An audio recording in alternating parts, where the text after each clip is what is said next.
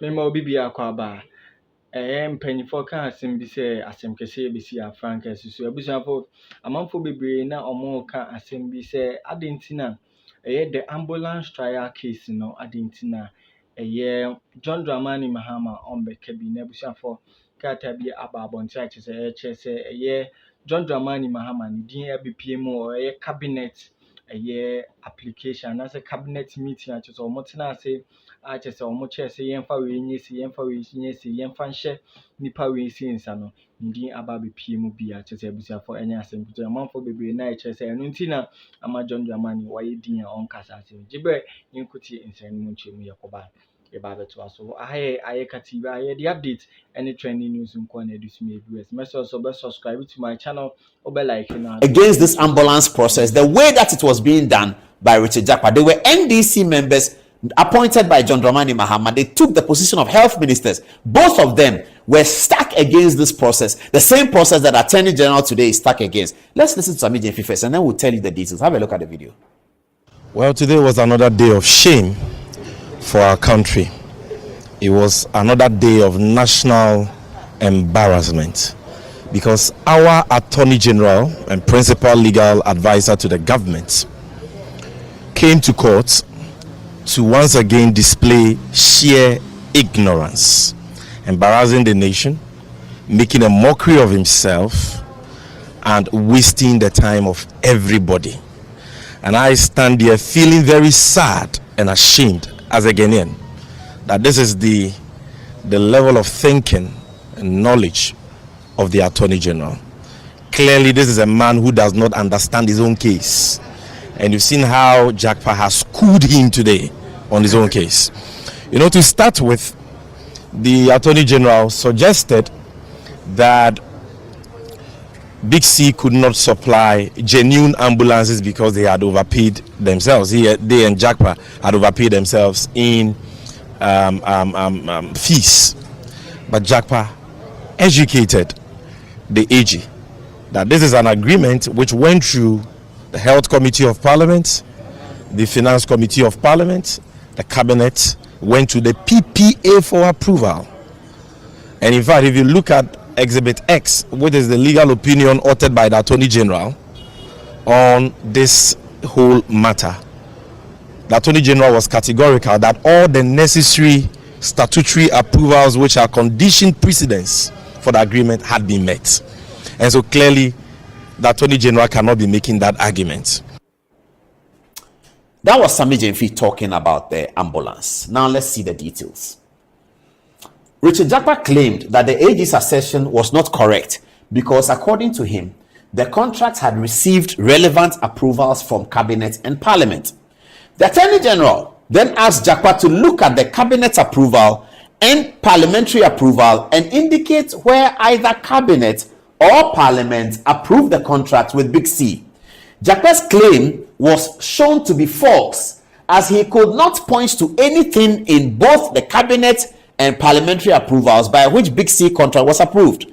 Both the Cabinet and Parliament approvals rather related to the approval of a proposed Stanbic Bank facility which was never used. So the Cabinet of Professor Mills, who started looking at this, which included, of course, the Vice President John Dramani Mahama, wanted to insulate the government of Ghana from any potential losses.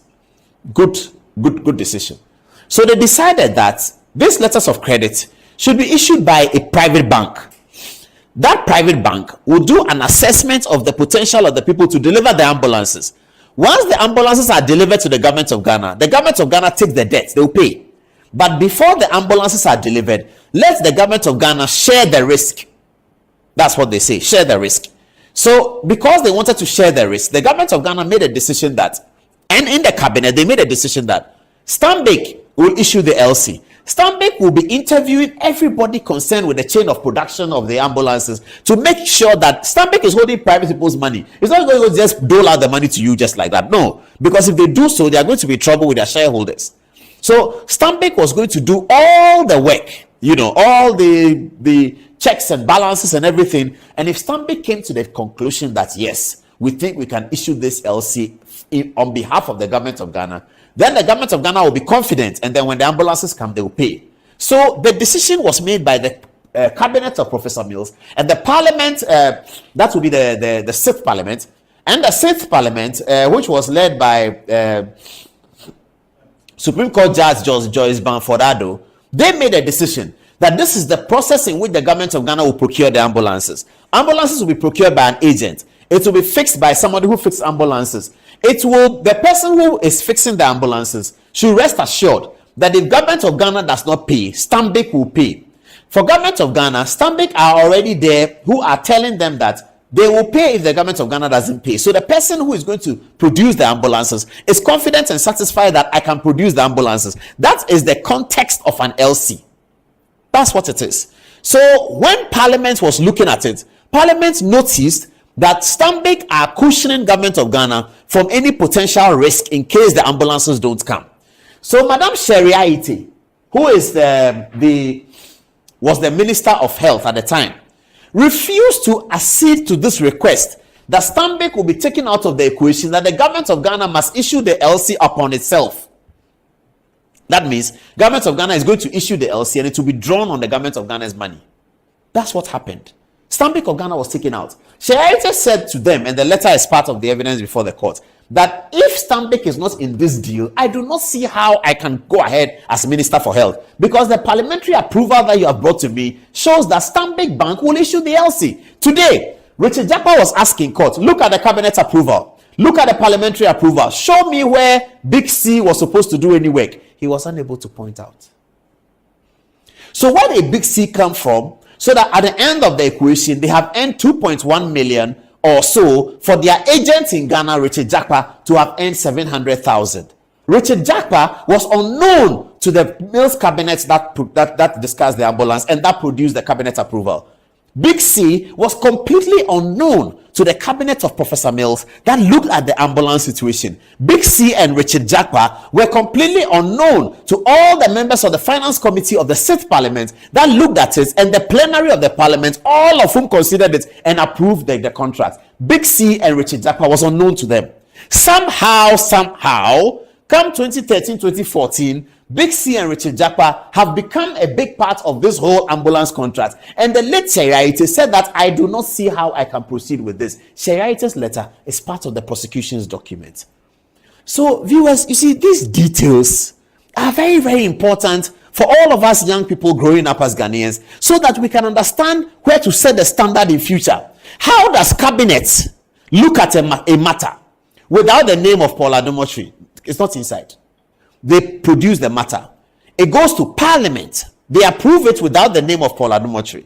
Then, in the end, a minister is sent a letter that please approve this. Minister says, attach the cabinet and the parliamentary approval. It comes, the minister says, I see a dichotomy between what cabinet approved and this one. Almost like a discrepancy. For that reason, I cannot proceed. Richard Japa has the harshest of words for ßreak, Setekpe, Alexander Segbefia. Richard Japa, he has the harshest of words, because they were telling him that you, Richard Japa, and your Big C are complete strangers to this contract approved by cabinet and approved by parliament. What the Attorney General is seeking to prosecute is that what happened was contrary to what parliament approved and what cabinet approved, and in the process it had occasioned the government of Ghana 2.3 or 2.1 million euro loss, out of which 700,000 was paid to Richard Japa's bank account. That's the story of the ambulance.